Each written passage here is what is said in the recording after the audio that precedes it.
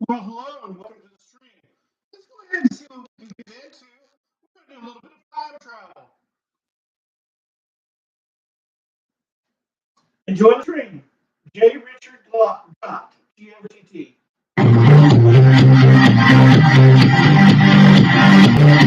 the high desert and the great American Southwest, good evening, good afternoon, and or good morning, wherever you may be across the globe, where we cover all the 24 time zones. This is Coast to Coast AM, and I'm Art Bell, the Aaron Art Bell back again. The situation with my back is better, and I feel pretty doggone good, everybody.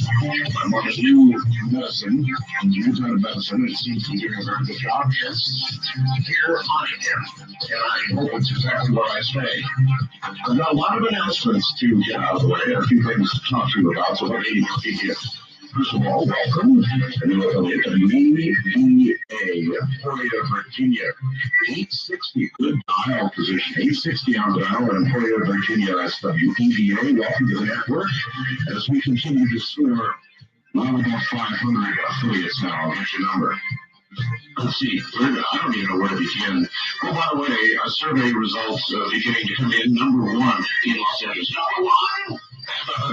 From number 6 in Los Angeles to number 1, and I'll keep feeding you those. I know also 2554, big increase in Chicago as well. So I will keep you informed, as I always try to do, with respect to ratings. Now, streaming audio. Oh my God. We have, the company has instituted, well, let me read you what I read, actually what I wrote in order to go on the website about streaming for streaming audio. The company has indeed, company-wide, not just my program, but all programs across the board at Premier are now you have to pay for streaming. That's the news, and here's what I said about it on the website. I'll just read it to you. I would like to tell my listeners a couple of things for the record about pay for listening. It was not my decision to change the free internet access. It is a company-wide change. All the programs produced by Premier, not just mine. The reason, as I understand it, is simple, and it is cost. As many of you may know, and many probably don't know, there are now millions of people on the internet. The growth on the internet is exponential, of course. And every time you send a stream to a listener, it costs money. A lot of people don't know that. It costs money. Bandwidth costs a lot of money, as a matter of fact. In fact, about $1.5 million a year for all the Premier shows to be streamed. $1.5 million. Now, in the old days, that wasn't such a big deal because there weren't so many people listening to audio streams. The internet has now become a megalith monster everywhere, and obviously with that many, zillions of people trying to tune into the streams, it begins to cost a very great deal of money. Absorbing until now, the company hopes to at least break even with this. I certainly am not going to make any money from this.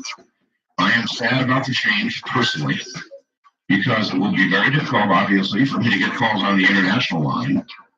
I have had emails, oh my God, they call me the bin Laden of talk radio, and everything you can imagine out of the book, in the book. I understand the anger for, at having to pay for what was once free, but I also understand that my company cannot continue to cover the ever-growing cost. The bright spot, it's still free on the radio, folks, and they tried advertising on, to support the streaming cost, but that did not work out. And so they are charging a fee. Now, let me tell you what I'm doing. So you might know what I'm trying to personally do. I'm trying to get the price reduced. And I may have information for you on that tomorrow night. I'm doing behind the scenes all I can do, as you might well imagine. I'm not pleased with this either. It's just an economic fact. As you know, the economy stinks right now, to put it mildly, and that compounds the whole situation. And they are getting exponentially more people on, using streaming every day, and that does cost money. Pure and simple, cost money. Radio is a business; it costs money. And I understand it, but I'm not happy about it, which puts me in the same category with most of you.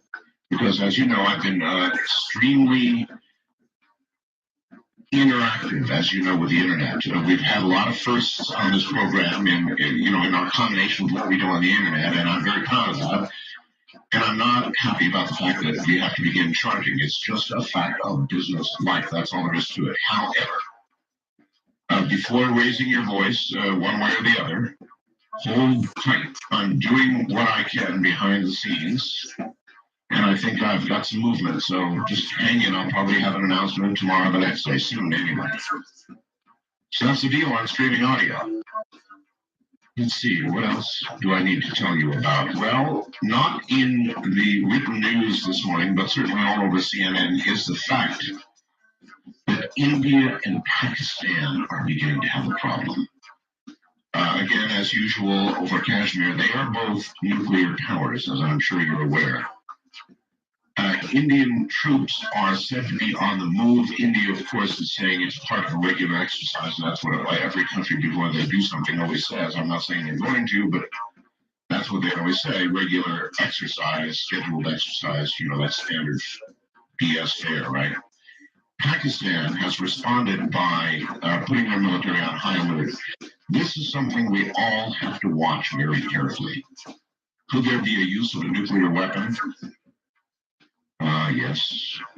In fact, Pakistan said it would use any and all methods if it comes to that, and that translates to, hey, stupid, we got the bomb, and if you come at us, we're going to use it. Well, India has one too. So we're just going to have to watch that very carefully, not what we need in the middle of everything that's going on right now as we continue to bomb the hell out of Afghanistan. The big news, of course, everywhere, unrelenting news, is anthrax, and we're going to talk about that in a moment. But next, I want to tell you that next hour we have a Princeton professor, J. Richard Glott, Princeton professor, who's going to be here talking about time travel. Real time travel. It is one of the favorite subjects that I cover on this program, and cover as much as I can. Every time I get somebody of his caliber to talk about something like this, I jump at it. So that'll be next hour.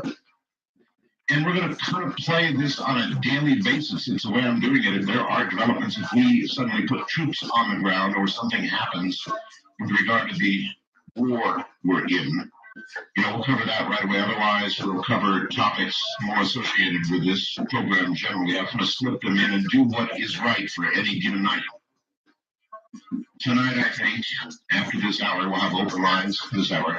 I think after this, we'll do open lines here in this hour, and then we'll do the professor in the next hour, and then every night I'll make a decision about what we're going to be doing. I'll tell you about tomorrow in a minute.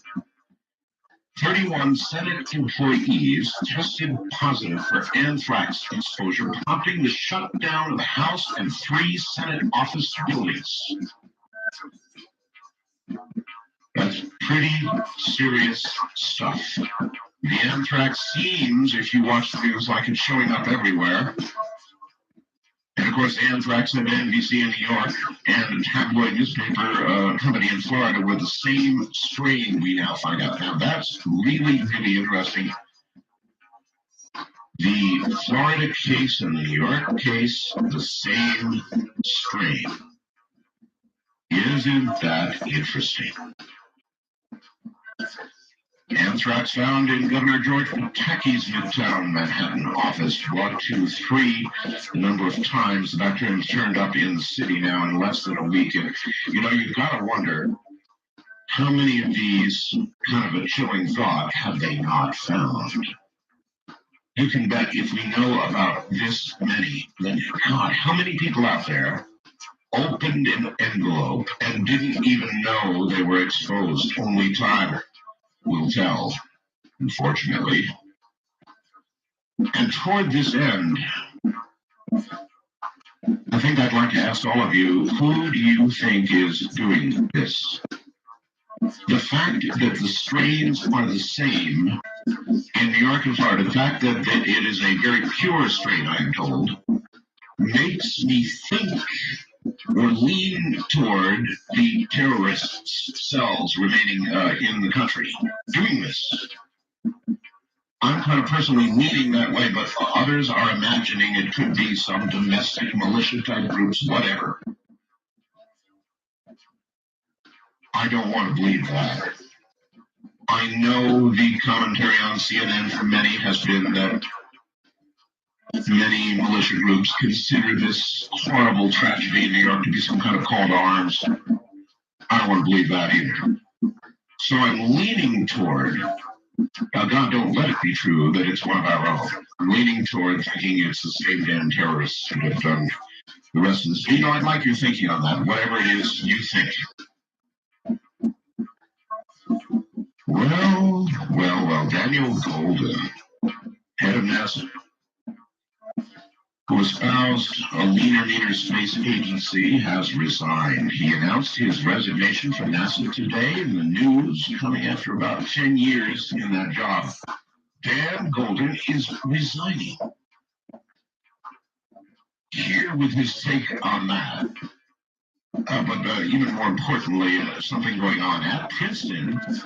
Tomorrow night will be Richard C. Hoagland.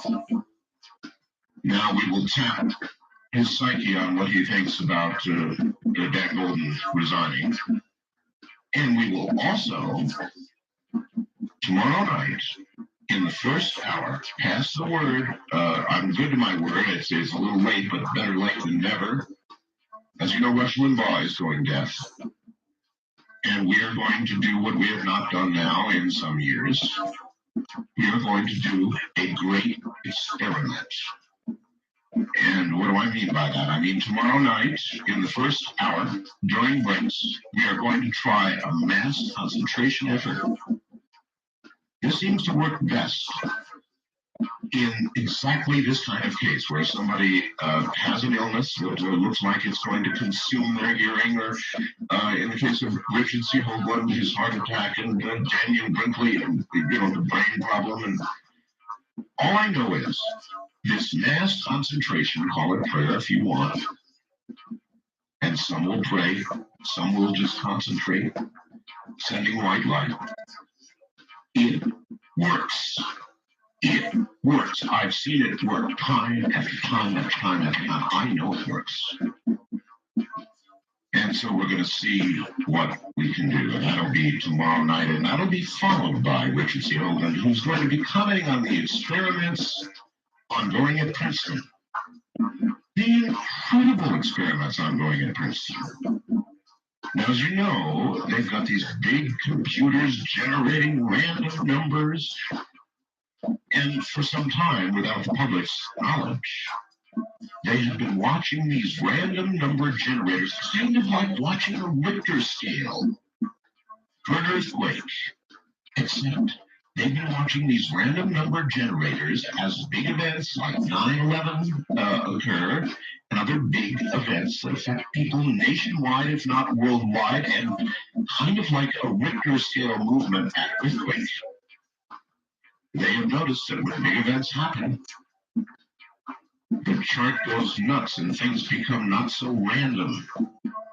And I have this feeling that what we're going to do tomorrow night in the first hour, and then what we're going to talk about with Richard in hours following, well, I have this feeling they're profoundly connected. So anyway, that's coming up tomorrow night. In a moment, we'll move toward open lines. Stay right where you are.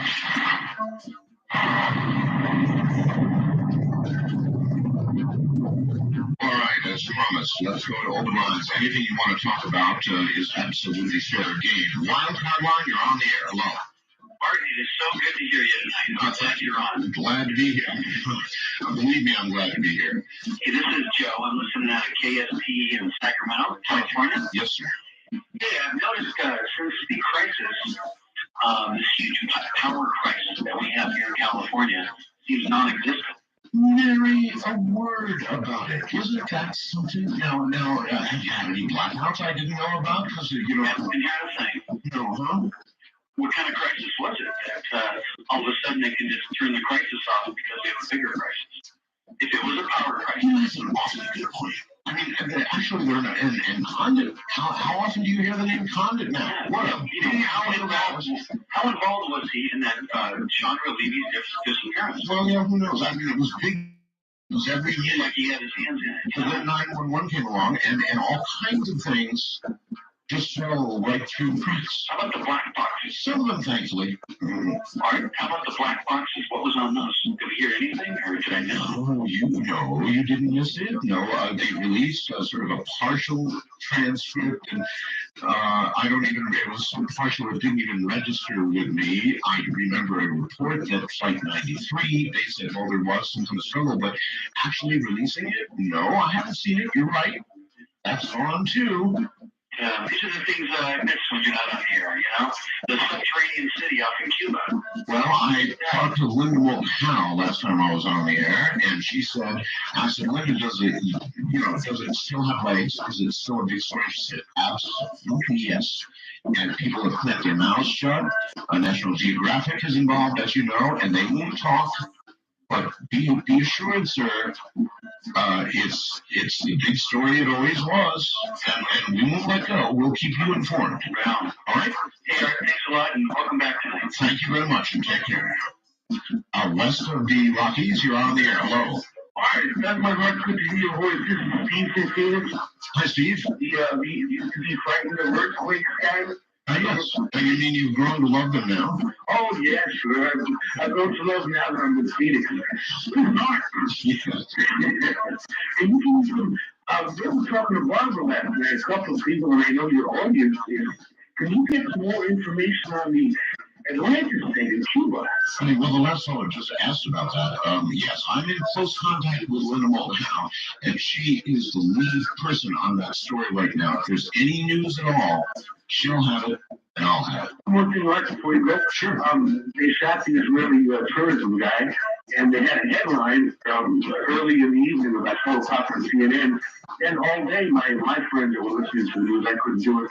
They haven't heard a thing. It was kind of hush hush. I know it's the cat over there, but I'm kind of worried. A lot of people are starting to get on Israel's case because we're sending them money, and they fail to realize that we send Palestine money too. And I was wondering what your audience thought about how that's going to affect what's going on. Well, all right. I have a good question. Thank you very much. One or more gunmen shot and killed in Israeli cabinet minister Wednesday. And how Israel is going to react to this, we're going to have to wait and see. I think Israel is being requested at the moment to do what we've requested them to do every time we've had a problem lately, and that is cool it. But they're not that cool. And I don't know how far Israel can be pushed before they will say, I would like to help you out with cooling it, but sorry. And they will act. At some point, there's going to be the straw that breaks the camel's back. And right now, we've got a lot of areas to worry about. We've got that area, of course, as always. And then we've got this Pakistan-India thing. I'm telling you, the dice are really out there rolling on the table right now. First time caller line, you're on the air. Hello. Hello, how you doing? I'm doing okay, sir. Not a lot of time before the bottom of the hour. What's up? Yeah, I was just wondering that something that your caller just said, and it wanted me to bring this up. There's a phone in front of every passenger on all those planes that flew in the World Trade Center. That's correct, yes. There's a number of calls, let's say 30, 40, or 50 calls that were made from those. I heard, yes. And I want to know why the government is holding the 911 recordings back, because the 911 operator would ask, what's your emergency? I'm in an airplane. Two, it's being hijacked, and the operator, 911 operator would say, describe the subject. I want to know what they were. I want to know what they were. Africans or white or whatever. They won't release it. All of that, I suppose it's all quote, part of the investigation right now, the criminal investigation, quote. But, who knows? I agree with you. I don't see why we can't get to hear these things. It doesn't seem like it would compromise an investigation. Listen, I don't know. Thank you. Take care. I'm Mark Neville. This is Coast to Coast. Yeah. Trying to get myself ashore for so long.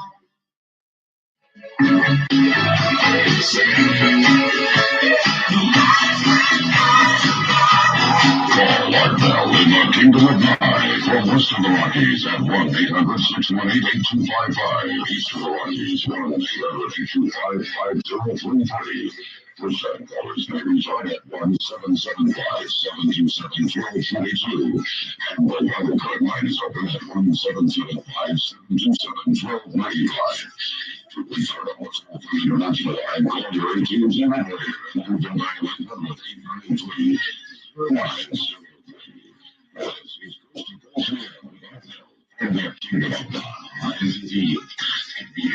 You may notice that I make music more a part of what I do than a lot of other talk shows. That's because I love music. And the reason I absolutely love it. Anyway, if you want to open lines, continue. You want to stay right where you are.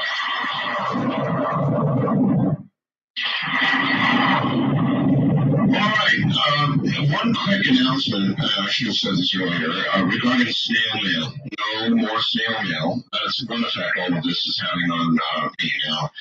For obvious reason, my wife opens my mail, and then she constructs a pile of mail for me to consider.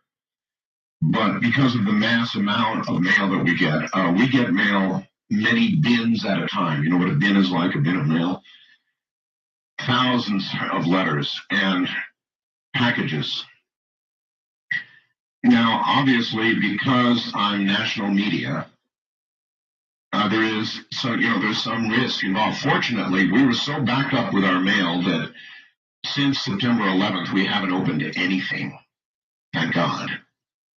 We've got it all, and we're going to, first of all, we're going to refuse any future mail, TFN, until further notice. Secondly, regarding the mail we have, I don't know how we're going to dispose of it now. Maybe the authorities would like to come take a look, because there could well be something in our mail. But if there is, I'm not going to allow my wife to find it, nor am I going to go searching for it myself. But we have just kept the mail. We have it all since 9/11. It wouldn't surprise me. As a matter of fact, as I said earlier, it would not surprise me, but that the attack is much wider than we know right now with regard to the cases we know about, the high-profile cases of anthrax. I think that it's been a larger attack, and it wouldn't surprise me but that my mail contains some, and I'm not going to go find it, nor am I sure as hell not to let my wife go find it. So we have the mail. If some authority wants to come and go through it, they're welcome to it. Otherwise, we're going to have to decide what to do with it. With regard to future mail, we're not going to accept it for obvious reasons. Mail is nice. It's not worth dying for. So that's that. And if you want to reach me, best way is email artbell@mindspring.com. That's artbell, ARTBELL @mindspring.com. First time caller line, you are on the air. Hello. Oh, Yes, hello. yeah. How's it going? It's you're on a cell phone where? I'm in New York City, listening to you on WABC. Oh, right, WABC, Yeah, you're in second home. Actually, the greatest city is second to Peru. And I try to remember how to spell Peru, but I forgot right now. No, that's all right.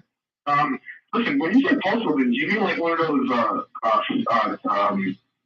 Kansas big postal bins with like the 4 wheels on it, those things you get? No, this is see how can I describe it? It's about, I don't know, probably about 3 feet by 2 feet, and you have to heft it on each side. It's got a holder on each side. That's a bin.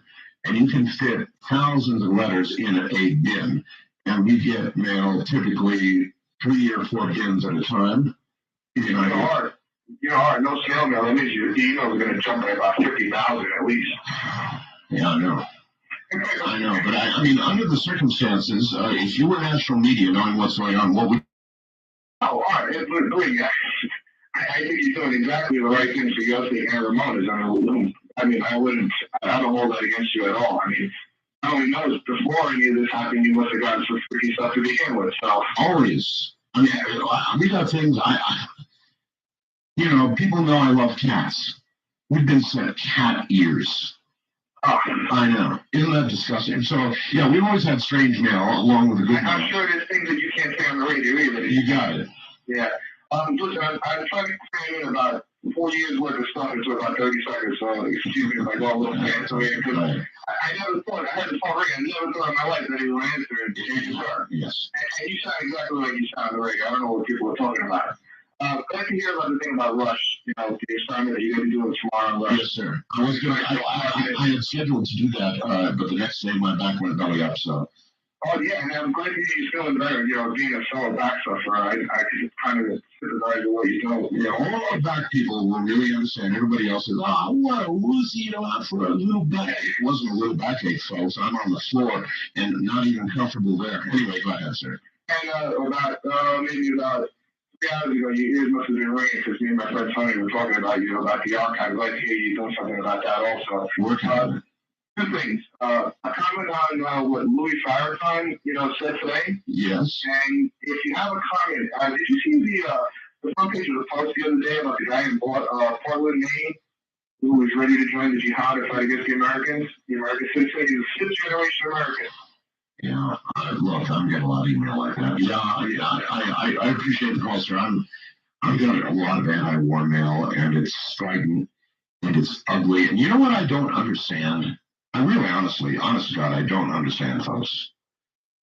This supposed anti-war peacenik mail is some of the most violent, threatening, nasty, I could go on, and the language, oh my, from these supposedly peaceful people. I think it's centered a lot more around fear than I do any intellectualizing of the actual situation, if you follow me. Usually fear generates that kind of vitriol. And I think that's what I'm sampling. But I'm telling you, it's bad. It's really bad. Wildcard Line, you're on the air. Hello. Hi, Art. This is Rich, listening on KOGO in San Diego. Hey, Rich. How are you? All right. I'd like to address the anthrax thing about it being domestic or international terrorism, but didn't Microsoft receive the anthrax from Malaysia? It did, yes. And didn't Atta have a subscription to the tablet? Well, he's got a compatriot down there, in that area of the world, and actually in the Philippines. So, I'm leaning toward this whole thing being connected to the terrorist attack, the 911 thing, but I'm not sure. How about you? I'm leaning towards that terrorism. I just don't think that the local nuts would have access to anthrax that easily. Well, it's not just that. I think they probably have access to anthrax, but if I'm hearing the experts go correctly, it's too finely ground, it's too pure for a domestic group to have concocted. They generally seem to agree on that. Plus the fact that there's a connection between Florida and New York, same strain, that kind of thing, is beginning to shape up more like a bigger thing than a smaller thing. Exactly, I totally agree. One more thing is, I have an idea. I'm a private pilot, and I'd love to see the federal government mobilize us through the Civil Air Patrol to guard our borders and water reservoirs. So that was on the West Coast. We have a lot of unsanctioned water reservoirs. And I think a lot of the panic is happening is because we're not giving the citizens anything to do to help, to help. And a lot of people want to do things, and if they can start doing things like that, really keep their minds off the I think we do have to keep it in perspective. I think last year, 20,000 people died of the flu, right? 20,000 people. Now, I'm not in any way lessening the horrible nature of the anthrax attacks and the one death we've had so far and the illness so far. But it should be put in perspective in terms of risk versus how much we go, oh my God, panic. Yeah, exactly. I'm not afraid of anthrax. I'm more afraid of explosions and explosives and dirty nukes. Well, not me. I'm more afraid, and you should be too, of biological agents. Well, the smallpox is scary. Well, that'd be a good one. Or others. There are others. Any sort of thing that would be transmissible and deadly. That's something to be afraid of. One of those little bugs gets away, and that could be all she wrote. Hopefully that doesn't happen. Yeah, hopefully. Thank you very much. You're welcome. What's your package, sir? Take care. Well, it is. I've got new medicine. And like all newly better feeling people, I have high hopes that it will continue. I'm just about back to normal right now. Back to normal. Actually, this medicine has been wonderful I don't think I really have a name, and I'm not going to, because, it's like everybody's situation is different, and what works for me might not work for you. So I don't want to ballyhoo this as a cure-all. It simply got me right now feeling really great. So cross fingers, knock on compressed wood. East of the Rockies, you're on the air. Hello. Hello, Art. Yes, sir. I think the Rush Limbaugh experiment is a great idea Thank you. because I started noticing you two have a lot in common. You both have this intense love of radio. We do, yes. And the radio business, that comes through. Both of you talk about, hanging out radio stations or equivalent when you're in teen years. You both have a great sense of humor. I hope so. I'm glad in my work day. Now, we are not exactly ideological twins, mind you. Not even close. Not even close. But background in radio, very, very similar. And, for this to happen to that poor man at the zenith of his career, can you imagine to being a radio personality and losing your hearing? Good Lord. Top of his game the past six months to a year. Yeah, I know. And the other thing, okay, this is not fuel rush, but that's why I'm glad I didn't miss out on the experiment. I wound up having a situation a week or two ago, and I missed the fact that Barbara took over that night. That's right. But I'm glad I got a chance to participate tomorrow night. But another topic, whatever happened with all the weird stuff in Antarctica that was going on at the beginning of the year? Well, like every other story that we have not had time to pay attention to, it's dropped off the edge of the earth, sir. I'll tell you the best reading I had on what went on in Antarctica, and they're not admitting it, but what I believe went on was a good old-fashioned fight. I mean, they had a real roundhouse down there. People came out injured, and that's my take on what happened. You're not going to hear it from them, I'm sure, but that's exactly what I believe happened. An embarrassing brawl they didn't know how to cover up. And if anybody in Antarctica would wish to send me an email, they can listen to the program down there and correct me. Why, go right ahead. Until then, that's what I'm going to believe with the evidence I've seen has occurred. Okay. That's plausible. I appreciate the call. I lived in Alaska, and I can tell you the people get cabin fever. And in the Antarctic, it's even amplified from that. The winters are long and dark in Alaska. Very long and very dark, and most people party most of the winter. I'm telling you, Anchorage is one big party town during the winter. Everything closes down, it freezes down, there's ice, fog circulating outside, and nobody wants to go anywhere. You party. You sort of try to stay sane, but some people don't totally make it, and it may be their situation in the Antarctic. West of the Rockies, you're on the air. Hello. Hello? Hi. Hi, I'm calling with something a little bit different from what's been going on here lately. That's all right. The reason I'm calling is about a book called the Rancher book. Rancher, sure. You've heard of it? Oh, of course. I thought it might be of some interest to your listeners. Well, I think it is. As a matter of fact, we had the Rancher book people advertising on the program for a while. Really? Yeah, you must have missed it. Yeah, I'm a new listener, actually. I heard of you a long time ago, but I just got your station here, so. Where are you? I'm in Sandpoint, Idaho. Sandpoint, Idaho, all right. But yeah, we just started listening the last couple of months, and I was fascinated with this book and the fact that I have only met a couple of people who have read the book. And believe me, among my listeners, it would be widely well known. Really? Sure. And history as well? Yes. It's kind of fascinating history. Yes, and it would be fascinating to have a guest on the subject, too. Yeah, and I visited the website also, and it's kind of controversial. I guess they're having some kind of argument over the rights. Well, good. That'll make it even more interesting. Sure. Well, I'll see if I can get somebody lined up on the subject. How's that? Yeah, that'd be great. Okay. Okay, thank you. Thank you. First time caller line, you're on the air. Good morning. Hi, Art. Hello. Hi, this is Jesse. Hi, Jesse. Hi, did you ever get a CD I sent of our group called The Haunting? I believe it resides in the other. When did you send it? Quite some time ago now, I guess at the beginning of the year. Okay. Yes, I think I've seen it in the other room, so I think we have a guess. Oh, okay, great. Yeah, I was just wondering, do you ever listen to music like that? I mean, I know it's hard rock and stuff, but I always listen to it. Oh, really? Music, yes. Because I wasn't sure if you listened to it because it is hard rock, but the lyrics are great. The lyrics are Only a couple lyrics about Ghost and the Beyond. No, I tend, if you listen to my bumper music, I'm sure you know, I tend toward playing music, no offense, sir, with a tune. Right.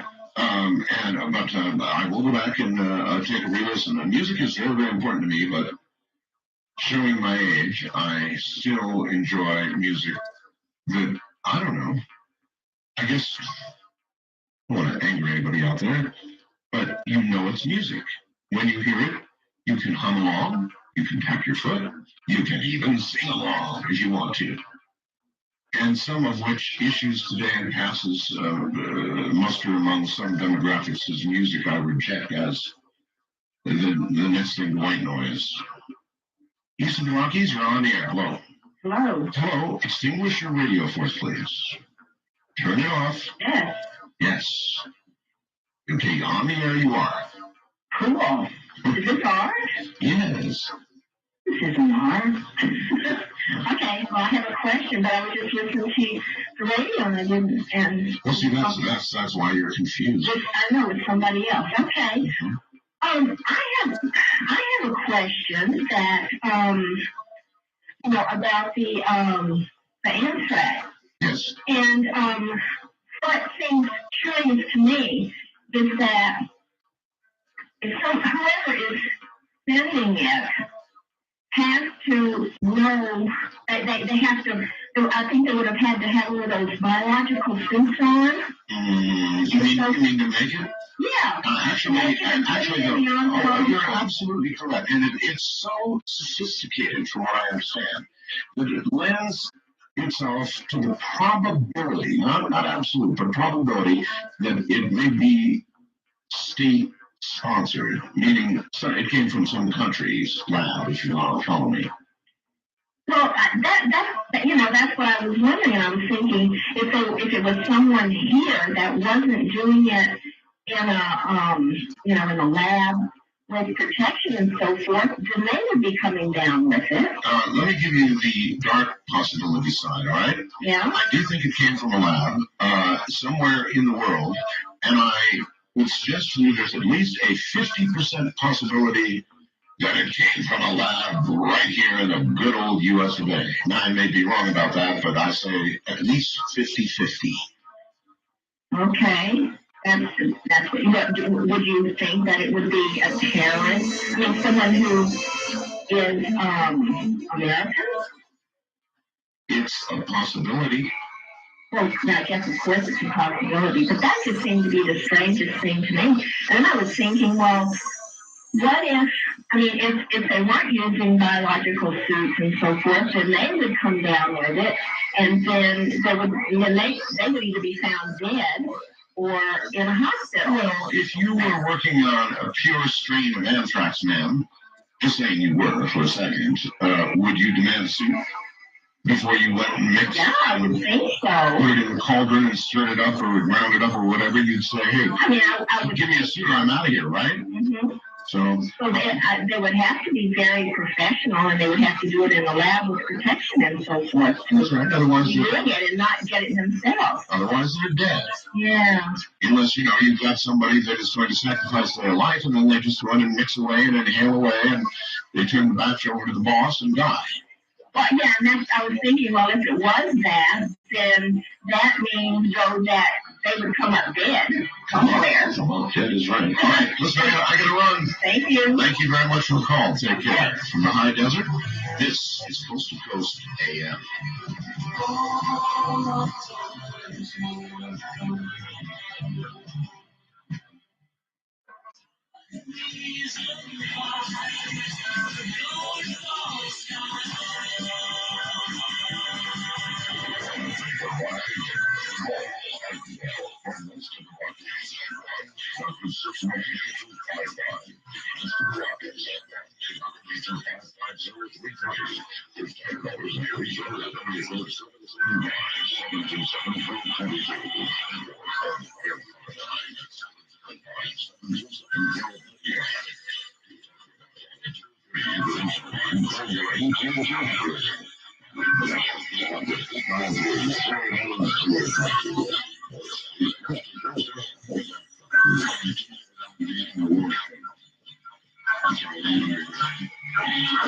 We're going to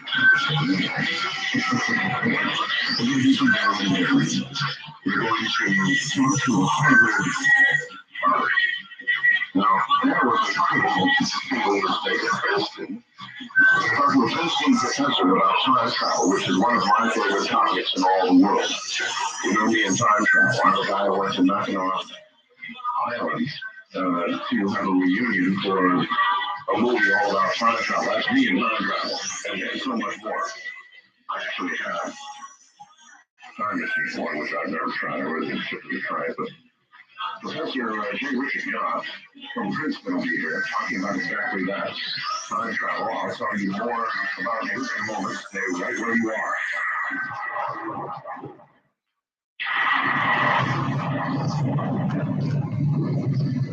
J. Richard Glott is a professor of astrophysics at Princeton University, Phi Beta Kappa. She was a Laureate graduate in physics from Harvard. Oh, was it Harvard? Okay, I didn't know that too badly. In 1969, he received his PhD in astrophysics from Princeton in 1973. All right. He was a postdoctoral fellow at the California Institute of Technology and at Cambridge University in England before returning to join the Princeton faculty. He is noted for his contributions to cosmology and general relativity. He received the Robert J. Trumpler Award from the Astronomical Society of the Pacific and was named Alfred P. Sloan Fellow. Heavyweight. In 1998, he received the Astronomical League Award and Princeton's President's Award for Distinguished Teaching. My. He was for many years chair of the judges for the Westinghouse and Intel Science Talent Search, the oldest and most prestigious science competition for high school students in the United States.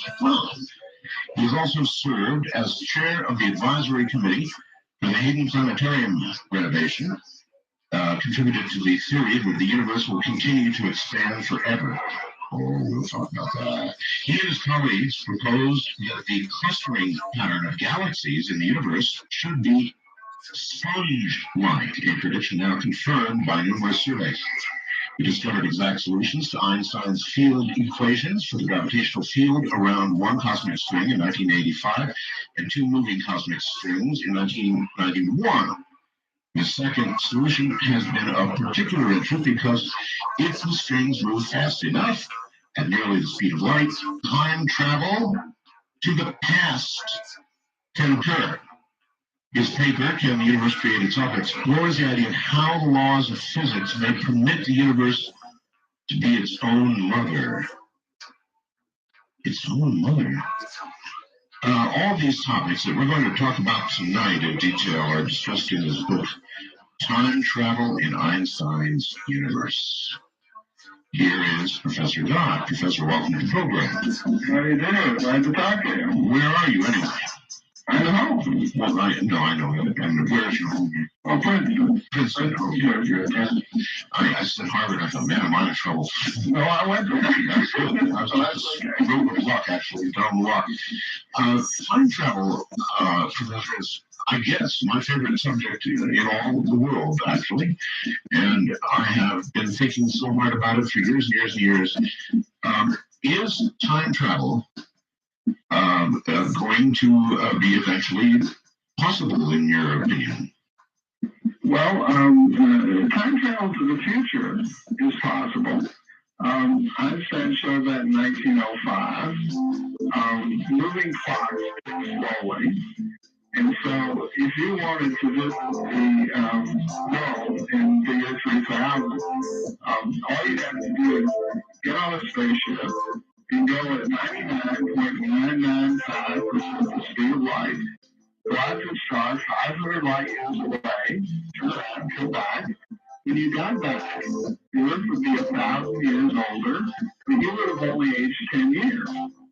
So this is how you can visit the future. That would be one way. But of course we can't go that fast just yet. Can Well, you know, we send protons at speeds faster than that in our particle accelerator. And so speeds that fast are certainly possible. And for human beings, you mean? oh, sure. It's it's very expensive because a person weighs, 40 quadrillion times as much as a photon. So in terms of energy alone, it's that much more expensive. But there have been proposals for fast interstellar travel and using various things to try to target that. How much money? Well, because we were taking a shot right now, and we want a human being to be able to go to the future, and they give you unlimited funds. How much would you need? Well, let's see. I think you'd need, roughly speaking, you need sort of 40 quadrillion times as much money as we're spending on, let's say, our particle accelerators. No problem. I'll just run the cost of speaking up above. Okay, well, so you need a whole lot of money, right? Yes, roughly speaking, that's right. But it's possible. It's a matter of power. Is that what it would take? Power? Yeah, I mean, one way you might accelerate your rocket to high speed is some of the proposals are made for fast near-star travel. One of them is to have a laser light sail. So on the back of your rocket, you put a large mirror, and you build an enormous laser somewhere in the solar system that shines this light on the laser light on the sail, and this would accelerate the rocket outward. It would be a constantly increasing acceleration, right? Well, you can have a 1G acceleration, just like we experienced on the Earth. So, if you did that, and had that general acceleration, which you could obviously stand, that would come to 1,000 years in the future. It would take you about 24 years on your spaceship. How long, just for fun, how long would you have to accelerate at 1G to achieve 99% of the speed of light, say? Well, this would take in this picture, it would take you to get up to this speed would take you about 6 years. That's doable. That's doable, yeah. And it would take you about 6 years to slow back down to zero when you got to the star at the 500 light years away. And then you'd accelerate back up for another 6 years, and then you'd slow back down for another 6 years. So the total trip would take you 24 years. And you would arrive back on Earth when? You arrive back on Earth in the year 3000, and in this case, you'd be 24 years older. Holy smokes! Which is exactly as long as it took Marco Polo. Well, it's 24 years, And I think it'd be We actually have technology. We have, well, I don't know, we could see somebody for that number of years in space. that'd be easy, I think. You just build a life support system. The solar rocket now, as you mentioned, probably the best thing to do is matter, antimatter fuel. We have antimatter, we make it an atom at a time today. You have to make it and store it in large quantities, but that's an efficient way to slow down. So you turn off the laser, and then you fire the rocket, and out the back, and that slows you down for 6 years. And you get the other, you use like antimatter rocket technology that's fully exactly there. Now you're coming from the satellite when you're slowing down to zero. Now you can use a laser to again power our laser very efficiently to do that. Yeah. I remember right now Caribbean, which was those 7 years of television we had, and look where we are today. So 1,000 years, you'd be coming to an alien planet, would you? Well, yes, it'd be quite different. It's different as the world was 1,000 years ago, I think. You can compare Alien planet. Yeah. I should say we've had people that have done time travel like this already to a smaller extent. The greatest time traveler today is a man named Sergei Aznev. He's a Russian cosmonaut. He spent 748 days on 3 different stations on the main space station. And because of those trips, he's traveling very slow relative to the speed of light. But still, his clock is ticking slightly more slowly, and so he's aging slightly less. So because of that, he is about 1/50th of a second younger than he would have been if he hadn't made those. And so when he arrived back on the Earth, he found the Earth to be 1/50th of a second to the future of where he expected it to be. So this is a man who's traveled 1/50th of a second into the future. What does that mean for him? Really nothing, right? Well, it's a small amount. You might say, well, human beings would have a hard time detecting it, but it's the sort of thing that can be detected very easily with an atomic clock. In fact, scientists in the 70s took an atomic clock on a plane trip east around the Earth. So the airplane's speed added to the rotational velocity of the Earth. And when the plane came back, its atomic clock was 59 nanoseconds slow. That's a nanosecond per billionth of a second. But this was easy for them to measure, and it was in accord with what Einstein would have predicted. So by Einstein says time travel is possible to the future, at least. That's true. That was in Einstein's theory of special relativity, which he got in 1905. Time travel to the future was possible. And his theory of curved space-time, though, his general theory of relativity, which is his theory that explains gravity as being a curvature of space and time. That theory opens the possibility for time travel to the past. We'll get to that. I'm still thinking about time travel to the future. If you went 1,000 years into the future, aside from coming back to an alien planet, with time travel to the future, is there any sort of paradox problem contemplated at all, or no problem? It's just you're healing in 1,000 years in the future. That's true. Right. So you couldn't really take advantage of anything, and anything may take advantage of you. So, there are no interesting paradoxes like that. Let's say that you had an opportunity to, this is a kind of different sort of question, Professor. If you could go 1,000 years in the future, would you do it, or would you, how much fear would you have if you would come back to a solid, burned hulk of a planet that once held human life and now doesn't anymore 1,000 years from now? I think if I came back 1,000 years in the future, I would find people here.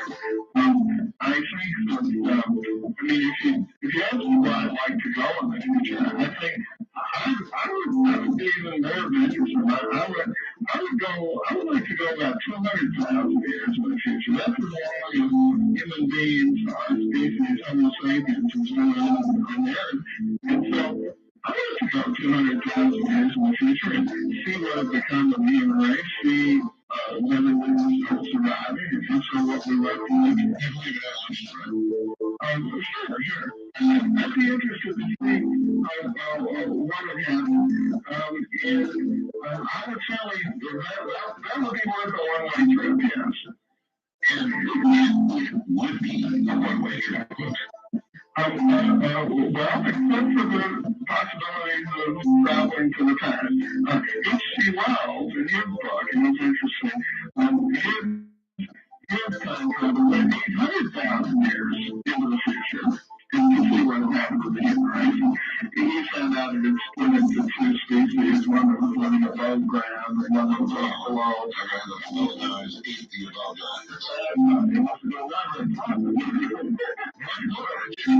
What would you guess would happen? Forget Wells for a second. If you try to, you're a scientist, if you try to move that far into the future, what do you think you find? I think that's an interesting evidence to look at because human beings have been around here for 200,000 years. And I think that in the last chapter, by the way, once you consider here the Copernican principle, which is the idea your location is not special, not likely to be special. And so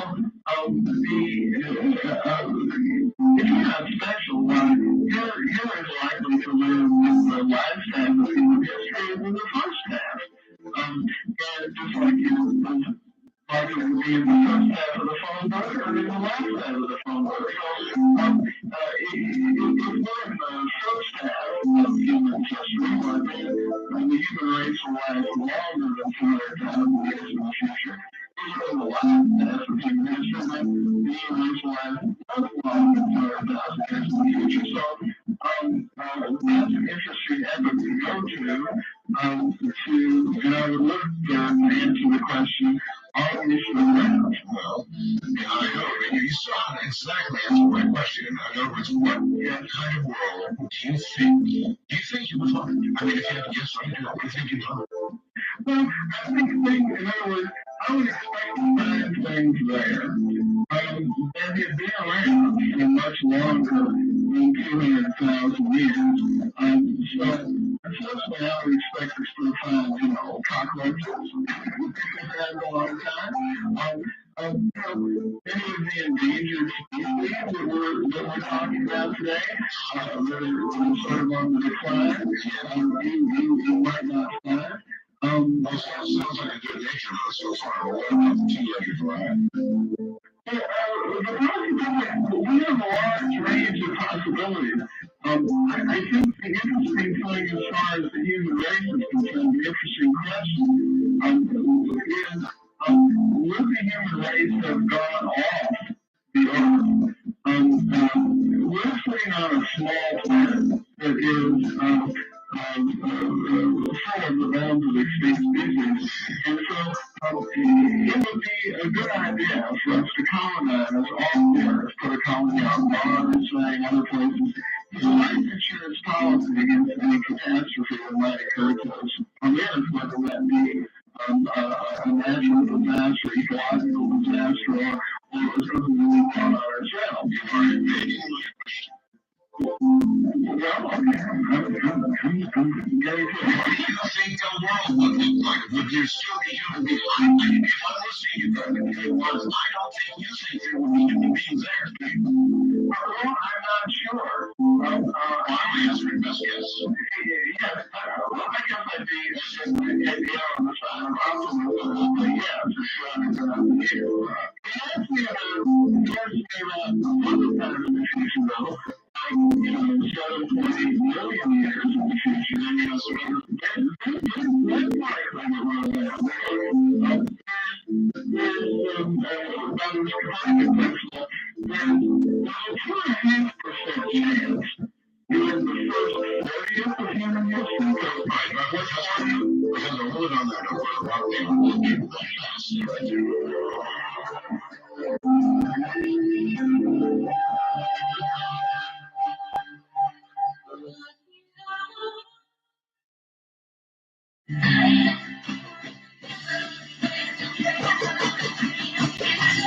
Take a ride where call our crowd from west of the Rockies at 1-800-618-8255. East of the Rockies at 1-800-255-5033.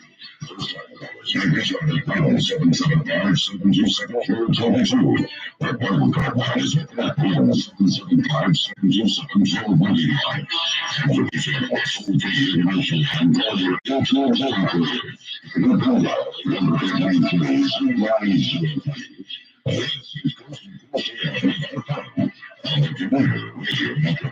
Making machine and listen to Sunshine. Good morning, Professor J. Richard Professor. I'm Sunshine is my guest. That's exactly what we're talking about. Sunshine. Real time travel. And yes, it is possible. In a moment, we'll discuss some more about future human race. What do you think about it? Yeah. There's no move on. Stay right there. Back now to Professor J. Richard Glott. He's got a book, by the way, that you're going to want to look into if you go to Carson. Click on tonight's guest info. Time travel in Einstein's universe is available. You can jump over to Amazon.com and grab a copy of the professor's book, Time Travel in Einstein's Universe. Meantime, back we go. The reason I asked about that, I'm putting it down so hard, is because people, you Professor Kaku, And I'm sure you're aware of Professor Kaku, and he has the theory that there are different classes of civilizations, type 0, type 1, type 2, type 3, varying from, caveman at the bottom of the scale to nearly a god at the top of the scale. Sure. And he says there are many, no doubt, many type 0 planets like ours, and we're on the cusp of becoming a type 1. But when you really pin the professor down, the odds of going from 0 to type 1 without blowing oneself up, igniting the planet with the element 92 explosions, is very slim indeed, very slim indeed. That's why I was asking what you think the human animal, you said cockroaches will be here, but they'll probably make it through that kind of Armageddon, right? Well, yes. I mean, I think that there's a very interesting argument here. We're having this conversation in the United States of America, which happens to be the third largest country in the world in terms of population. You've got China with 1.2 billion, and India with 1 billion, and you've got 300 million with the third largest. There's 198 countries in the world, and half of them have populations of less than 5.8 million. And you're not likely to come from one of those national countries because those people don't live in them. They live in the populous countries. Right? So like 97% of the people in the world live in countries that are larger than the median in population. Okay. So we are likely, this is the good news, we are likely, our civilization right now, in terms of population, is likely to be one of the larger ones, larger than the median, larger than half of them that you would find out in the universe, other intelligent civilizations sprinkled out in the universe. And the reason for that is that most intelligent observers in the universe would come from the more populous civilizations. Now, the type 1 civilization that just controls the energy of its planet, which is a bit ahead of where we are. This could have a population that would fill up a planet like ours with a population of 6 billion. The type 2 civilization that could control the energy of its entire star, I mean, this could have a population, let's say, 1 billion times larger than ours, maybe 100 million times as large as our own. Therefore, if you're not special, if you're an intelligent observer in the universe, then those civilizations that have achieved this type 2 status must be rare compared with the type 1 civilization. Very rare, yeah. Because otherwise, you'd be likely to be living on one right now. So the ones that colonize their whole galaxy, say, again, if you colonize the whole galaxy, you have a population 1 billion times larger than we have on our one planet. That's a lot of aliens. That's a lot of aliens. That's a lot of them.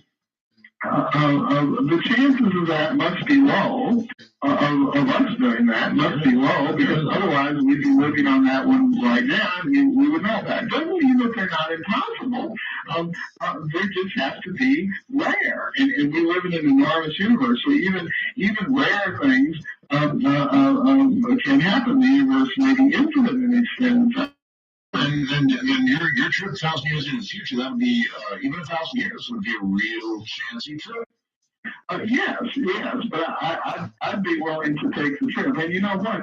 If you came back, would you really? I mean, it's not cavalier as you say that. If they're, I saw a movie with Jodie Foster that I so dearly love, and it was fairly true in its possibilities, wasn't it?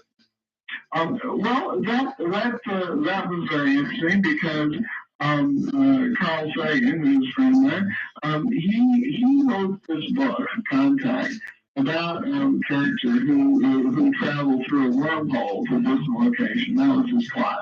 And so he wrote to Kip Thorne, who expert in general relativity, and Sagan wanted to know if there's a possibility of taking a shortcut to a distant place and jumping through a wormhole, what was the physics of that? And so So I looked into the physics of that and with these two colleagues, and he found that if you manipulate the wormhole now correctly, you can make a time machine out of that. And so that's what got this great interest in time travel to the past possible, which is possible under Einstein's theory of space-time. So, so then it is, I mean, the whole thing is at least scientifically plausible. Yes. The way this works is that if you go faster and faster, toward the speed of light, your time slows down. But there's a famous limerick that says there was a young lady named Bright. She traveled far faster than light. She left one day in a relative way and returned home the previous night.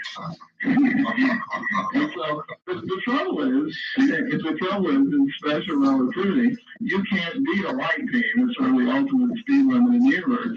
But in general relativity, where space and time occur, you can beat a light beam by taking a shortcut through a wormhole, or as I found, by going around the other side, going around the opposite side of a cosmic string, and you can beat a light beam to its destination. Right. So again, if you were sitting in Jodie Foster's seat in front of that panel, and they look, Professor, yes, we are prepared to spend money to send you 1,000 years in the future. But really, your family, everything you know, everything you're familiar with, it's all going to be gone, Professor. It's a one-way ticket to the future. As you really, really, really thought about that, you would jump at it, huh? Yes, I would go. Let me say, I met one of my friends is Shorty Musgrave. He's an astronaut who helped to fix the Hubble Space Telescope. Right. And I think at the present time, he told me, he said, I'd be willing to go to Mars, to colonize Mars. And not come back. Well, and not come back? Yeah, that's right. Because, it's the astronauts on, it's having the astronauts on Mars, starting up a new civilization over there, really having children on Mars and developing a colony on Mars. It would give us some safety margin life insurance policy for any kind of catastrophe that occurred on Earth.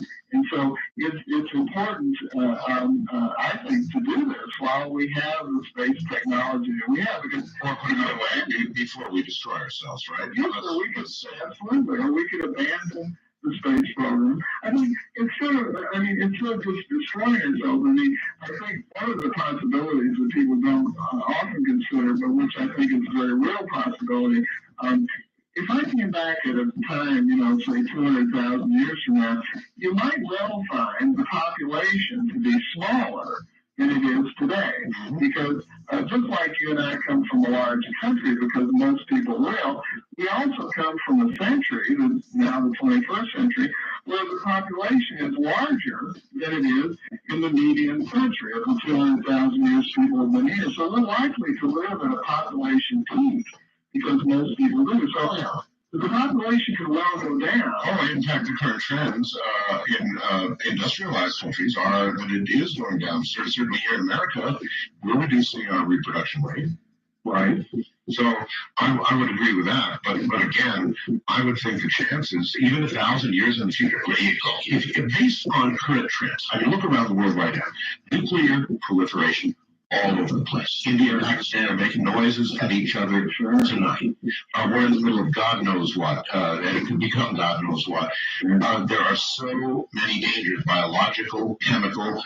Surely somebody out there has a bug that, a 12 monkeys bug out there somewhere. And so the odds of are still being around in 1,000 years, with Dr. Cochran's theory or anybody else's, it seems to me are pretty slim, possible, but slim.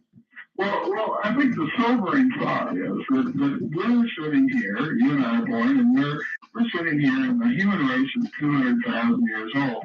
And the typical mammal species lasts 2 million years. That's the typical longevity, the average longevity of mammal species. So we're not remarkably old relative to other mammal species. In fact, if you look across species, we're just all species to mammals. Mammals don't live any longer than the average insect species and so forth.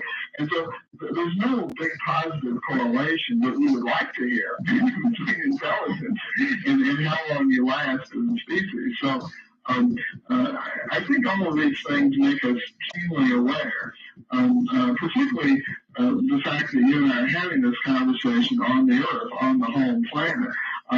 If people colonize the whole galaxy, then you and I are very lucky to be living on a home planet when most all human beings are intelligent beings that evolved from us will be living elsewhere in the galaxy. So that's our safety margin, right? That's our safety margin. That's what we should be doing. All right, Professor. But if we don't do that, if we're just stuck on the Earth and we go extinct on the Earth, then you and I are not special at all. That's right.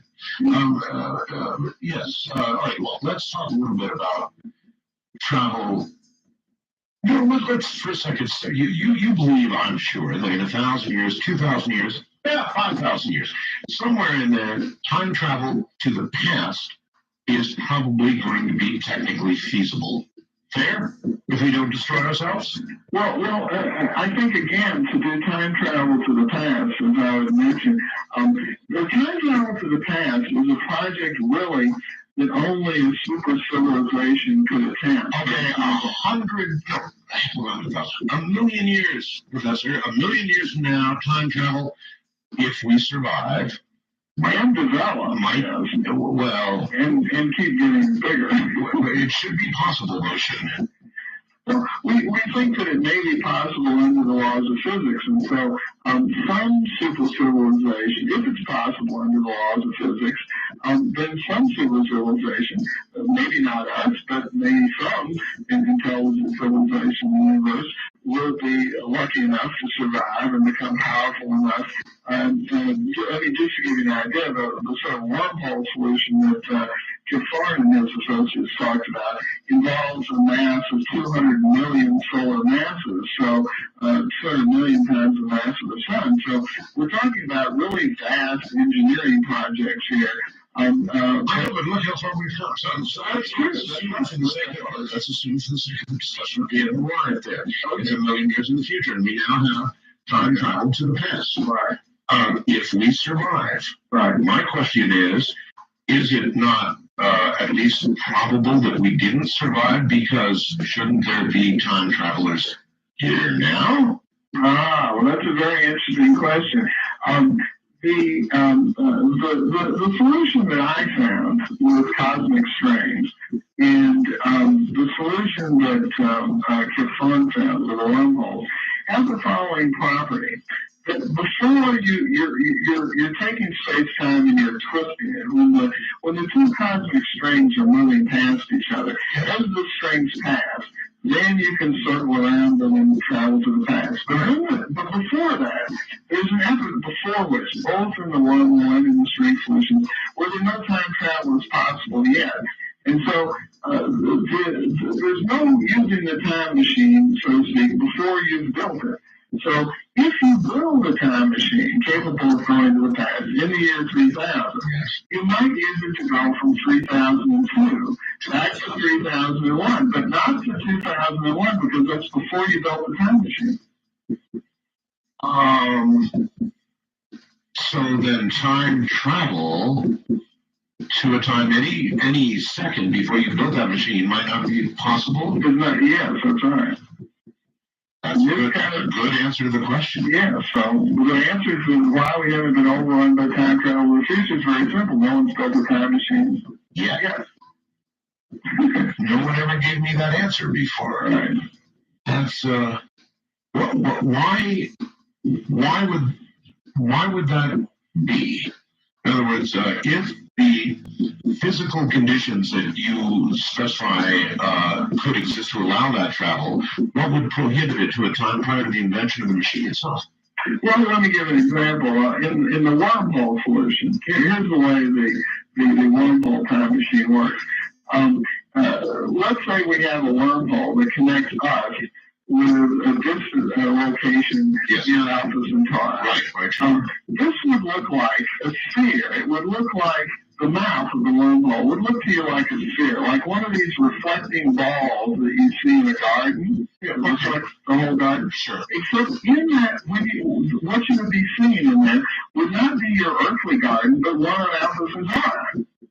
Right. Because you'd be looking through the wormhole. Gotcha. If you jump into that sphere, you would pop out in Alpha Centauri. Right. And you would have gone there, it'd only maybe be 10 feet through the wormhole, right, instead of 4 light years. Gotcha. Now, when you got to Alpha Centauri, let's say we were making the trip, in the year of 3000. You would pop out in Alpha Centauri, but when? You might pop out you would pop out in Alpha Centauri, let's say, in the year 3000, or no time travel there. However, Sloan showed that if you move the wormhole mouth that's near the Earth, let's say you take it on a little trip, 2.5 light years away and back, at 99% the speed of light, right. You'll find that if let's say there was an astronaut who was standing right in the middle of the wormhole mouth. If you would look at him as he went from the Earth, you would see him go away and come back at high speed. So you would see him aging very slowly. Let's say only 6 months. But it's 5 years later. So just like the slowly aging astronaut, you would see him aging slowly. So he would look 6 months older to you, even though it's the year now on Earth, it's the year 3005. From the other side of the wormhole, though, that mouth has not been moving relative to Alpha Centauri, because there's nothing over there to pull it around. You're pulling it around near the Earth with a massive spaceship. Moving it around. So, the mouth of Alpha Centauri is stationary. So someone looking at Alpha Centauri looks at the astronaut and he sees him aging normally. So that means that the astronaut is 6 months older. It means that the people looking at that astronaut in Alpha Centauri are also only 6 months older. So that means once that mouth has come back to the Earth, you jump through that wormhole, and now you find yourself not in the year 3005 as you were on Earth, but you find yourself in the year 3000 plus 6 months. All right. Okay. And so now the two mounds are desynchronized, you see, because you've moved one. Right. I understand. So now you're on the year 3000 and 6 months, and it's 4 light years back to Earth.